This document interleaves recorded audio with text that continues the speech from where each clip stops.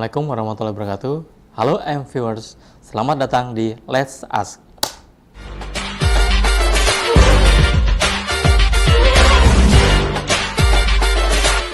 Let's ask.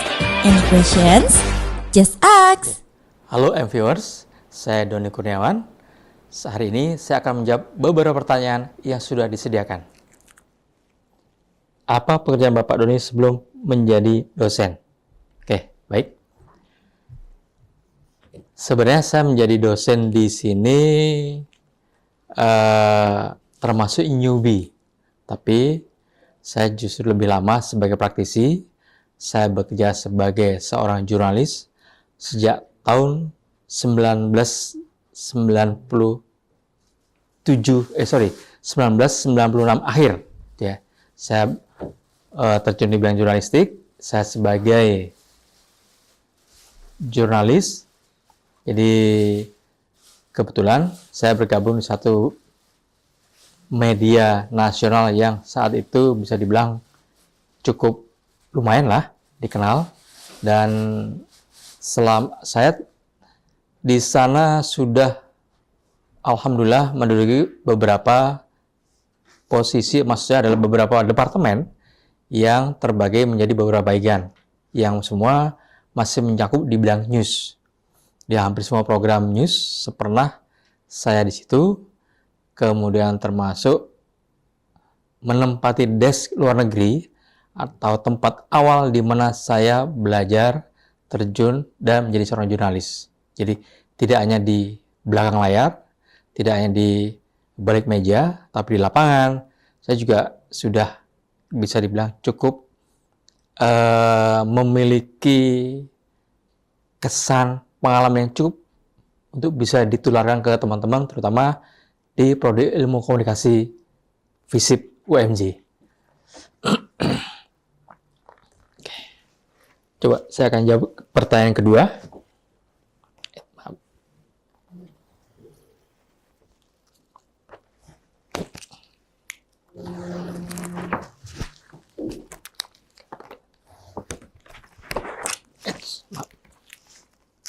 Pertanyaan kedua, apa yang membuat Bapak Doni Kurniawan memutuskan untuk berkecimpung di dunia broadcasting?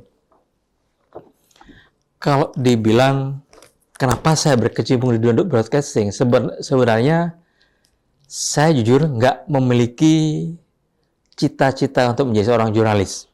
Jadi di awal saya adalah lulusan sastra Inggris.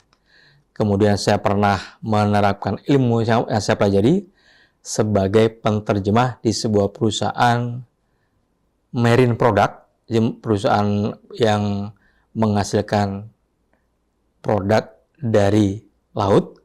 Selama hampir 5 tahun posisi saya sebagai penerjemah, sebagai interpreter dari rata-rata karyawan yang merupakan warga Filipina dan Jepang. Tapi setelah itu, hanya jeda kira-kira 6 bulan, saya mencoba terjun ke dunia jurnalistik. Itu pun bukan cita-cita saya. Jadi yang saya apply adalah kebutuhan staf di desk luar negeri, yang tugasnya nggak jauh beda dengan pekerjaan saya sebelumnya, yaitu menerjemahkan. Dan di sini saya menerjemahkan materi-materi dari CNN, Reuters, APTN, dan kantor berita asing lain yang memang menjadi salah satu sumber berita untuk dipublikasikan di media yang saya pernah bekerja di situ. Jadi setelah disitulah baru saya paham jurnalistik itu seperti ini. Ada sekitar hampir 1 tahun lebih, 1-2 bulan, baru saya diterjunkan ke lapangan. Dan dari situlah saya mulai tahu bahwa jurnalistik itu ternyata nggak sesimpel dan nggak sesederhana itu. Jadi dari situ sampai akhirnya tahun akhir 2023 saya menuntaskan pekerjaan saya di dunia jurnalistik dan saya langsung banting setir ke sini. Itu kira-kira. Kemudian pertanyaan ketiga. Ini apa pengalaman hidup paling tak terlupakan? Kalau ini terkait penyiaran kali ya, lupakan. Yang pertama, pertama kali saya turun ke lapangan, bagaimana saya bisa blending dengan teman-teman baru untuk melakukan peliputan aksi unjuk rasa. Saya masih nol, masih newbie, masih nggak tahu apa-apa tentang di lapangan, tetapi banyak teman mengajarkan atau memberi pelajaran yang sangat-sangat positif, yang sangat menunjang aktivitas saya ke depannya. Pengalaman kedua yang tidak bisa dilupakan adalah ketika saya melihat langsung dan saya mengikuti langsung proses jajak pendapat di Timor Leste. Jadi ketika nama sebelum berubah, ketika Timur berusaha melepaskan diri dari NKRI di zaman pemerintah Habibie, itu kebetulan saya ditugaskan di sana. Ada mungkin 2 kali perjalanan, pertama sebelum jajak pendapat, kedua pasca atau proses jajak pendapat. Di sana saya tahu persis bahwa masyarakat itu terbelah. Ada yang pro integrasi, pro Indonesia, atau pro otonomi, atau yang berusaha untuk memerdekakan diri. Bisa melakukan peliputan secara aman, nyaman, dan tidak terintimidasi. Karena saya tahu di sana termasuk ketika proses jajak pendapat, proses pencoblosan, saya baru merasakan bahwa intimidasi itu sangat nyata. Bagi teman-teman yang terjun di dunia jurnalistik, pasti akan mengalami masa-masa yang tidak mengenakan. Tetapi itulah pengalaman, itulah garis kehidupan yang harus kita jalanin. Kemudian yang kedua adalah saat saya menyaksikan langsung proses lengsernya Presiden Abdurrahman Wahid atau Gus Dur. Saya lihat persis, saya datang persis, bahkan saya melihat langsung beliau digandeng dari dalam Istana Negara untuk menuju ke teras dengan hanya beliau mengenakan celana pendek dan kaos oblong untuk menyapa para pendukung sampai kita diberi kesempatan ke dalam, bertemu, bersalaman, dan melepas kepergian Gus Dur. Nah, yang selanjutnya adalah saat yang cukup menyenangkan bagi saya. Kita bisa jalan-jalan gratis, kita bisa keliling dunia gratis ketika saya diminta untuk untuk meliput kegiatan climate exchange atau perubahan iklim di Swedia. Ketika itu dengan rombongan SBY, saya melawat ke 9 negara dalam waktu 12 hari. Baik, kita melangkah ke pertanyaan selanjutnya. Wah, ini pertanyaan siapa? Ini pertanyaan yang cukup berat nih. Oke. Siapa yang memotivasi karir Bapak sampai pada titik saat ini? Yang pasti semua nggak lepas dari doa dan dukungan orang tua. Ya. Jadi mereka lah yang mendorong saya, memberi motivasi kepada saya, memberi support kepada saya, hingga akhirnya saya berada di titik ini. Jadi dan juga kepada keluarga saya yang selalu mensupport apa yang saya lakukan dan memahami, meskipun mungkin ketika nanti suatu saat ada teman-teman yang terjun di dunia jurnalistik, yakinlah bahwa waktu kita itu akan nyaris bisa dibilang 100% tersita untuk kerjaan.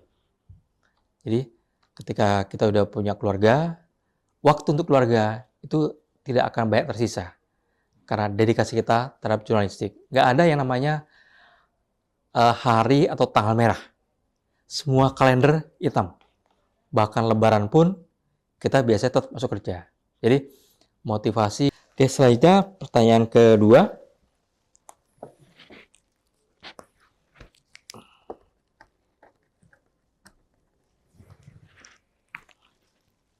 Siapa yang menjadi support system terbaik pada saat ini ya? Oke. Nyaris sama dengan pertanyaan pertama, tapi yang pasti untuk saat ini adalah tentu keluarga inti. Jadi istri, anak-anak itu menjadi support system yang sangat efektif. Karena tanpa mereka, saya mungkin bisa saja nggak ada di sini. Pertanyaan ketiga. Nih pertanyaan siapa ini? Agak menjebak juga nih. Jadi, siapa panutan Bapak di dunia broadcasting? Panutan yang pasti para pendahulu saya. Karena seingat saya, kenapa akhirnya saya mencintai dunia jurnalistik? Saya ingat bahwa ketika masih kecil saya seringkali nonton televisi dan favorit saya ketika saat itu hanya dimonopoli oleh TVRI, yaitu program Dunia Dalam Berita. Program Dunia Dalam Berita itu menyampaikan informasi-informasi dari berbagai belahan dunia, dan itu disampaikan oleh para presenter-presenter kawakan, presenter-presenter senior yang menjadi panutan bukan hanya saya, mungkin hampir seluruh teman-teman jurnalis, gitu ya. Jadi dari tampilan di layar, cara menyampaikan materi, cara berkomunikasi, itu menjadi hal-hal yang bisa saya pelajari, termasuk ketika mereka melakukan dialog, melakukan interview, itu juga pelajaran bagi saya untuk bisa jauh menjadi lebih baik dari sebelumnya. Sekarang pertanyaan seputar kapan. Ini pertanyaan pertama.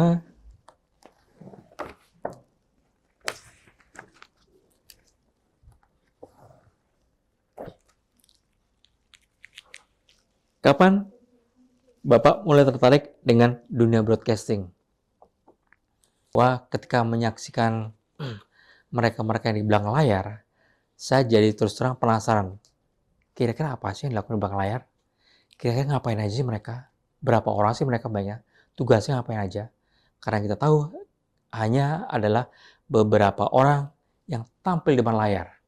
Mereka kelihatan fresh, kelihatan oke, karena dengan penampilan mereka, kita yang nonton di rumah secara psikologis ikutan nyaman. Prepare, termasuk dengan materi-materi yang disampaikan. Jadi, dalam hal ini, bisa dibilang di awal, ya mungkin SMP, SMA, saya mulai sedikit tertarik. Jadi begitu mulai kuliah, saya mulai makin rajin membaca berita dari mana aja. Ketika saat itu masih didominasi oleh media cetak, televisi dan radio, mau nggak mau, itu adalah sumber bagaimana saya bisa belajar dari awal. Termasuk membaca tulisan pun saya jadi tahu, ternyata menulis berita tidak sesimpel yang kita. Pertanyaan kedua.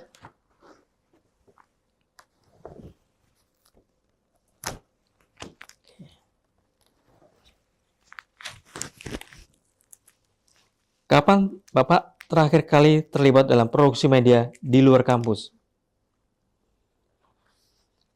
Tahun 2023 Desember itu merupakan titik akhir saya berkegiatan di media. Sebagai jurnalis, saya menyelesaikan tugas saya, meskipun itu hanya sebatas formalitas, karena pada dasarnya yang namanya profesi jurnalistik itu bisa sampai kapan saja. Jadi ketika tahun 2023 akhir, saya sudah bisa dibilang pensiun dari media yang sudah saya geluti selama kurang lebih 27 tahun. Ya. Baik, kita sekarang ke pertanyaan ketiga.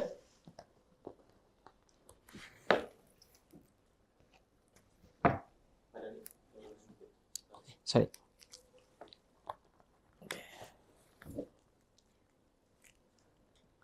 Kapan Bapak merasa hidup terasa bermakna? Oke. Terkait dunia jurnalistik, terkait dengan pekerjaan saya, itu banyak sekali peristiwa-peristiwa, pengalaman-pengalaman yang ngerasa ternyata sekecil apa yang kita lakukan, bisa berdampak banyak bagi orang lain. Yang paling saya ingat dan paling terasa sampai sekarang adalah saat saya ditugaskan untuk melakukan peliputan soal penyanderaan bayi oleh pihak Rumah Sakit RSUD Ciawi. Yang saya ingat tahun berapa? Tahun 2000-an awal. Jadi ada keluarga kurang mampu yang terpaksa meninggalkan bayinya karena dia tidak memiliki sedikit pun uang untuk bisa keluar dari rumah sakit. Jadi dia disodorin biaya. Waktu itu saya agak lupa, mungkin antara 3 sampai 5 juta. Jadi karena mereka tidak memiliki sepeser pun, akhirnya mereka harus merelakan bayinya ditahan di situ dan dia harus bekerja untuk mencari uang, mengumpulkan uang untuk menebus anaknya. Saya datang ke sana, tapi seperti biasa yang namanya institusi itu akan membantah.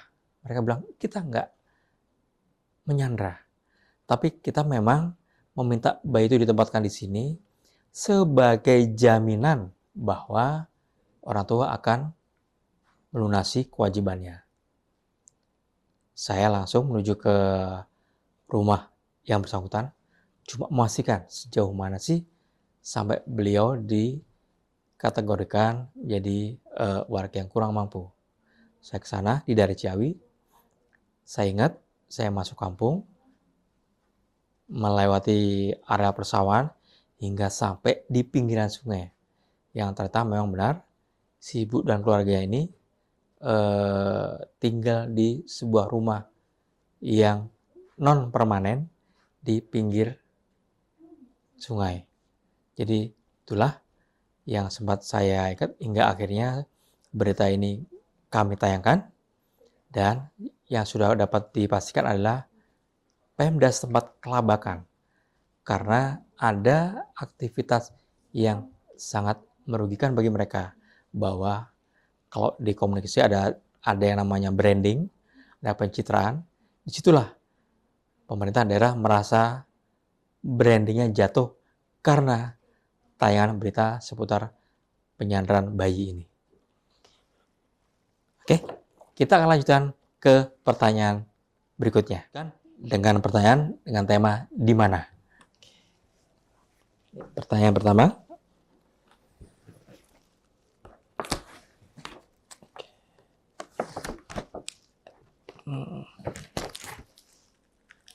Di mana tempat paling menenangkan menurut Bapak? Kalau saya itu relatif suka jalan-jalan, suka berpetualang, tapi bagi saya tempat yang paling menyenangkan itu adalah tempat tidur. Karena di sana bisa istirahat, saya bisa nonton televisi, saya bisa ngintip sosial media, browsing, bahkan nonton Netflix pun di sana. Dan kok lagi moodnya bagus, barulah kita ngambil laptop untuk nulis, bikin materi perkuliahan, buat pertemuan next, atau melakukan evaluasi hasil pertemuan atau materi-materi yang sudah diajarkan, dan lain-lain. Pertanyaan kedua. Oke.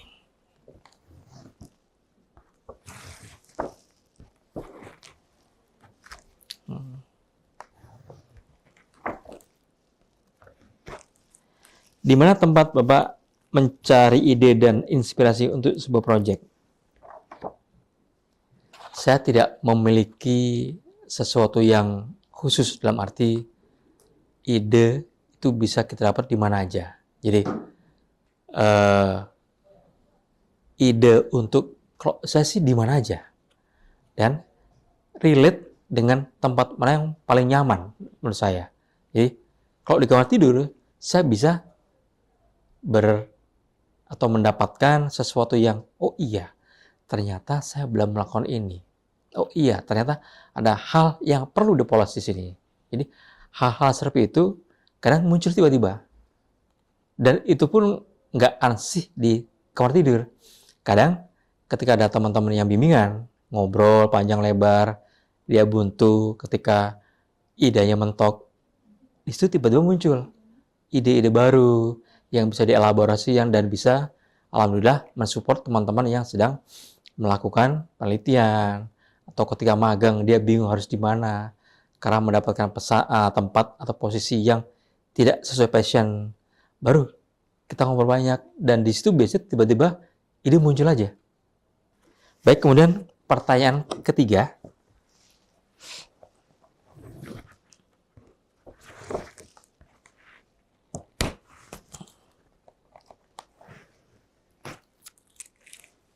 Di mana Bapak pertama kali belajar praktek penyiaran? Ini relate dengan apa yang saya tekuni selama 27 tahun terakhir. Jadi, saya jujur nggak membayangkan akan menjadi seorang jurnalis. Jadi ketika saya nyemplung ke media, saya bertugas sebagai interpreter atau penerjemah. Ternyata disitulah awal di mana saya bisa menjadi seorang jurnalis. Tentu banyak sekali senior-senior yang support, yang memberi pelatihan, memberi informasi, membina, mengarahkan, hingga akhirnya saya sampai sekarang ini. Jadi pertama kali menjadi seorang jurnalis, kita gaptek. Dalam arti, layaknya orang kita baru lulus mau kerja. Ketika di mana kerja senang, ketika hari pertama kerja, kita bingung. Apa yang dilakukan? Apa yang harus saya kerjakan? Ketika saya pertama kali datang, ternyata tidak seperti yang kita bayangkan. Kita datang, hari pertama, cuma semacam office tour, diperkenalkan banyak orang, hingga diajari bagaimana kita mengakses kantor berita asing yang berlangganan.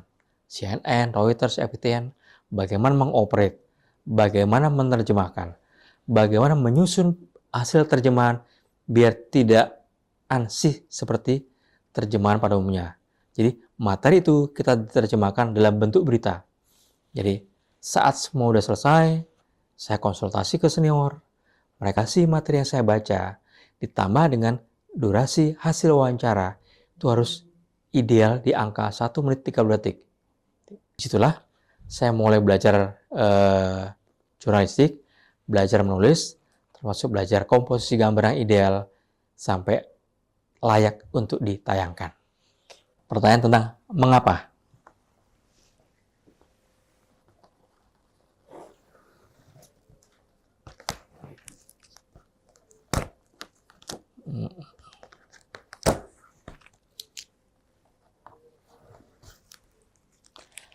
Oke, yang pertama, mengapa Bapak memilih menjadi praktisi?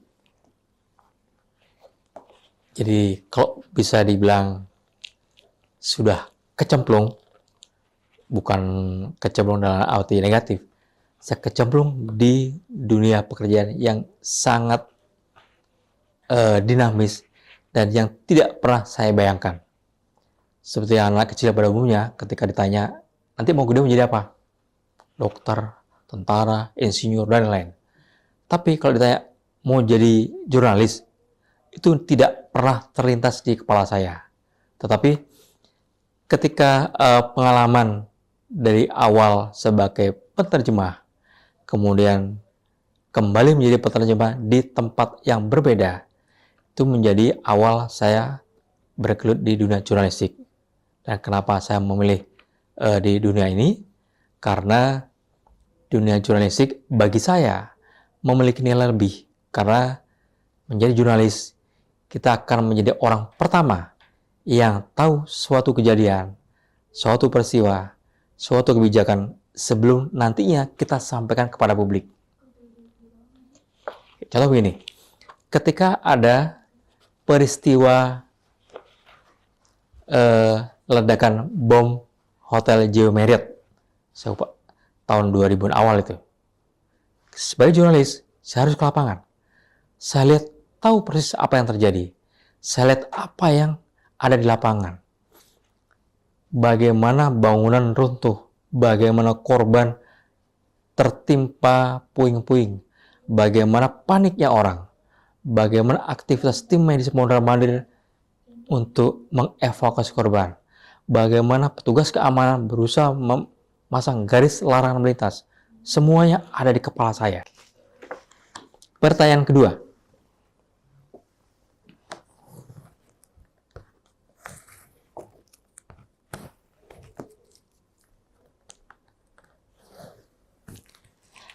Mengapa Bapak memilih lingkup broadcasting? Nah, sama. Ini juga sebenarnya kalau bisa dibilang kayak kecelakaan. Saya nggak terpikir kenapa harus milih penyiaran. Kenapa nggak ke cetak? Kenapa nggak ke radio? Karena awalnya setelah menjadi seorang interpreter, penerjemah, dan berkesempatan menjadi seorang reporter sebagai jurnalis di lapangan, itu adalah berkah buat saya. Jadi di situ bisa belajar banyak bagaimana melakukan pemberitaan, bagaimana kita menggeluti dunia broadcasting, karena di satu sisi broadcasting, penyiaran merupakan salah satu media yang relatif banyak ditonton orang saat itu, karena broadcasting, penyiaran, televisi masih terbatas. Kalau cetak, radio sudah mungkin ribuan, tapi televisi saat itu di awal-awal tahun 2000, televisi, apalagi swasta, itu masih bisa dihitung dengan jari. Jadi adalah suatu berkah bagi saya, bisa terlibat di dalamnya, bisa akhirnya paham bahwa dunia jurnalistik audiovisual, dunia penyiaran, ternyata tidak hanya sekedar melibatkan SDM, tetapi banyak sekali hal-hal teknis, peralatan-peralatan yang wajib menjadi penunjang aktivitas jurnalistik media audiovisual. Oke, sekarang ke pertanyaan ketiga. Mudah-mudahan nggak terlalu susah.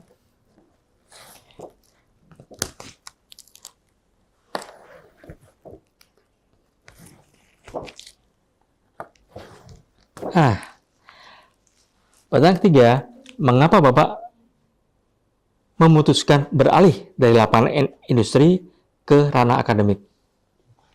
Ini juga.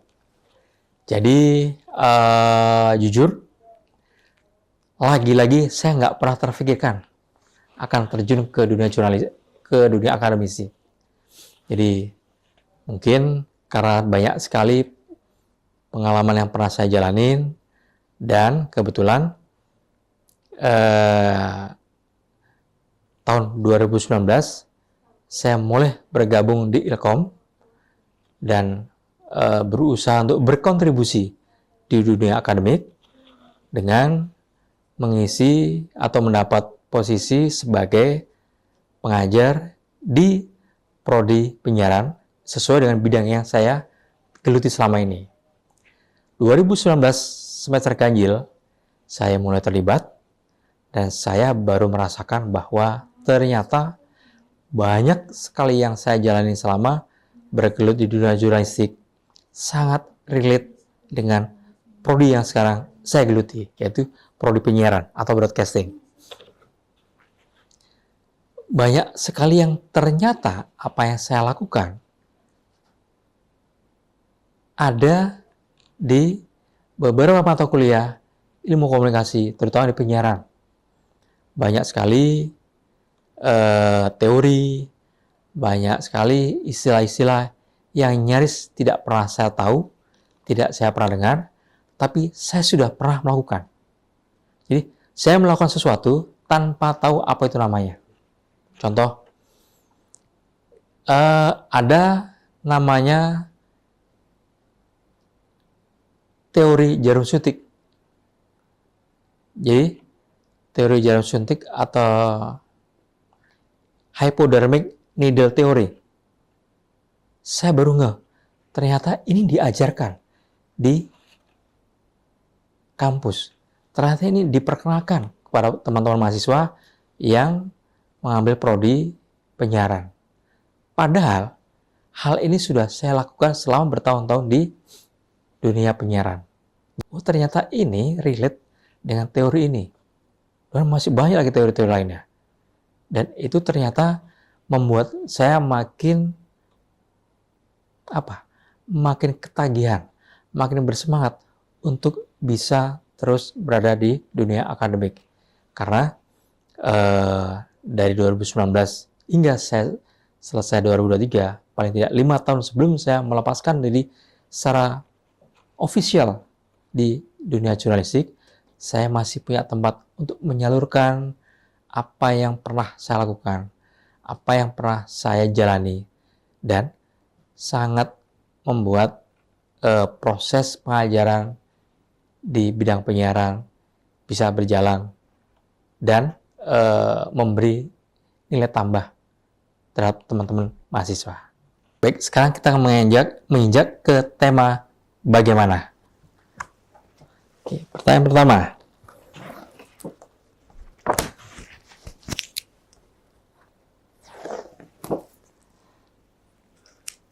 Bagaimana cara Bapak menghandle stres di kala bekerja?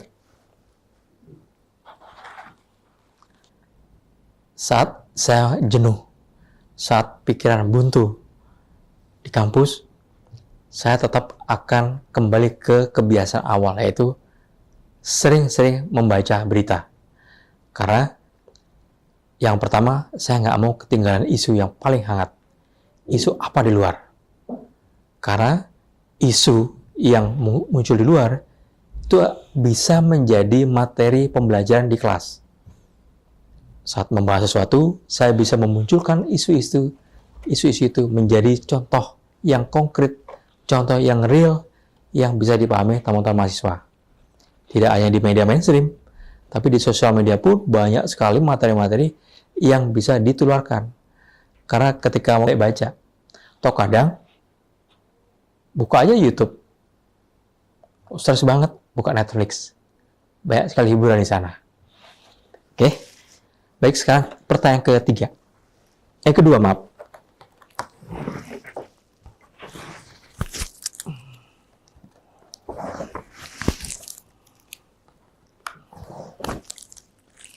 Bagaimana pandangan Bapak melihat era digital sekarang yang semakin berkembang? Jujur, luar biasa. Saya tidak pernah membayangkan bahwa digitalisasi sekarang makin memanjakan publik, termasuk memanjakan saya. Saya ingat persis di awal tahun 2000 internet sudah ada, tetapi kita dihadapkan dengan fasilitas yang masih terbatas. Ponsel aja, zaman itu saya pakai Siemens yang model kayak batu bata, warna hitam.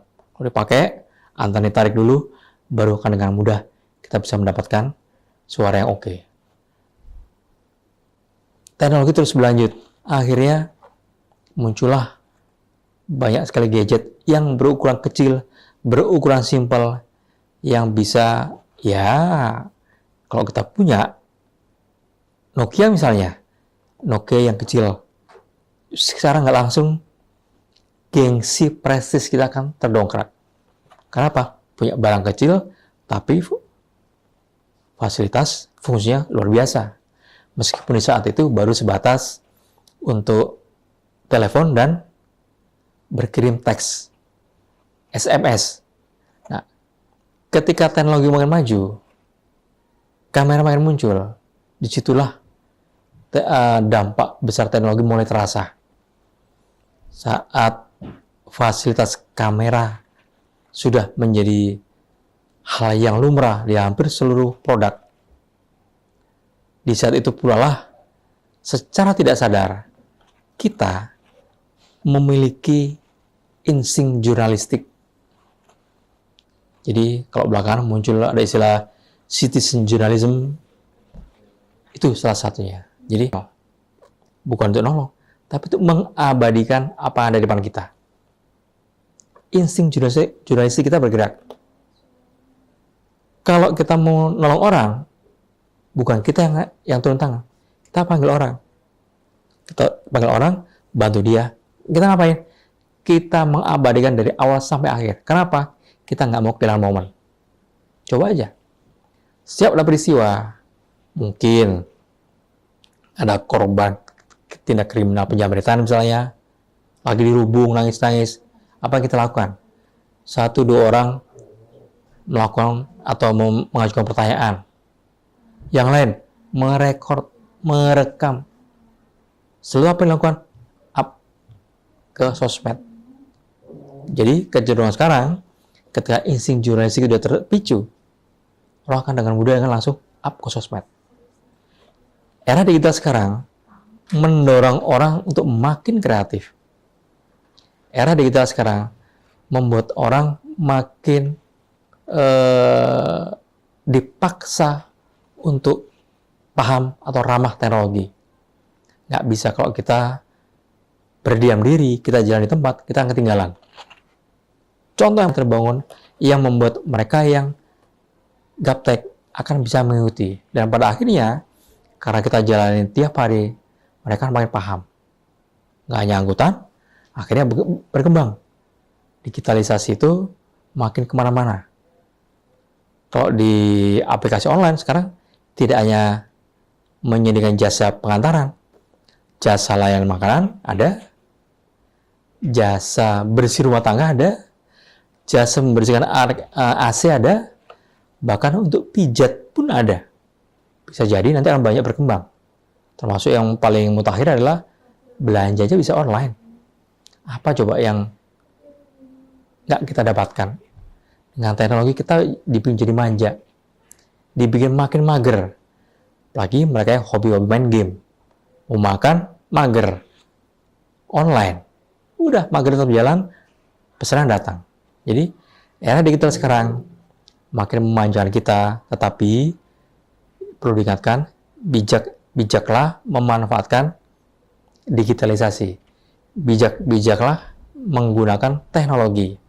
Karena kalau kita tidak bijak, dikhawatirkan kita akan terjerumus di dalamnya. Karena banyak sekali sekarang aturan-aturan, undang-undang yang menjadikan rambu-rambu buat kita untuk on the right track. Itu kira-kira. Sekarang ke pertanyaan ketiga. Atau pertanyaan mudah-mudahan terakhir ya.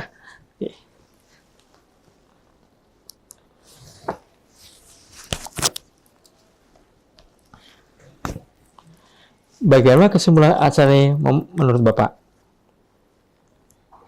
Yang pasti, alhamdulillah, saya kemarin terus masih blank, tapi setelah ada briefing, sedikit tercerahkan. Dengan banyak pertanyaan dari apa, siapa, mengapa, bagaimana, dan selanjutnya. Tetapi ada beberapa pertanyaan yang jujur di luar dugaan. Yaitu menurut saya, spontan jawab. Tapi itulah keunikan Let's Ask. Jadi, ada beberapa materi yang memang sudah disiapkan. Dan ada beberapa materi yang juga disiapkan, tetapi tidak harus diinfokan ke narasumber. Jadi, informasi yang katakanlah formalitas, itu yang sampaikan narasumber, biar narasumber menguasai apa program ini. Tetapi ketika dimunculkan pertanyaan-pertanyaan di luar apa yang di briefing, itulah yang menjadi ciri khas Let's Ask, menjadi ciri khas program ini yang bisa dibilang patut untuk diikuti. Oke, itu aja. Terima kasih. Wassalamualaikum warahmatullahi wabarakatuh. Baik, viewers, jangan lewatkan keseruan-keseruan di program ini. Terima kasih. Saya Doni Kurniawan. Jangan lupa stay tune di YouTube kita M Radio UMJ dan follow Instagram kita @m_radio UMJ. Wassalamualaikum warahmatullahi wabarakatuh. Let's ask. Any question, just ask.